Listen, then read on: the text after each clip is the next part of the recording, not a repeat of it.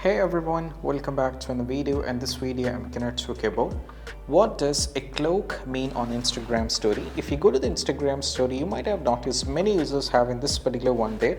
Very near to their story, there is a cloak icon over there. And what is it?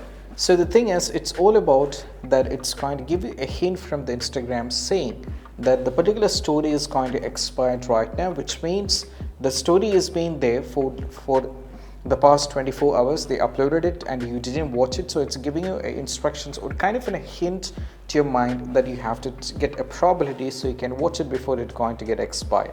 So what you need to do is just need to go over here, tap on it. So it says over here at the top, you can see over here at the top. So it is going to go over here. So I wasn't watching this one, it is uploaded 1 day ago, so which means I have only a few seconds time in order to watch it. So that is the indication over there, the story kind of things makes over there, and that is how we can do it.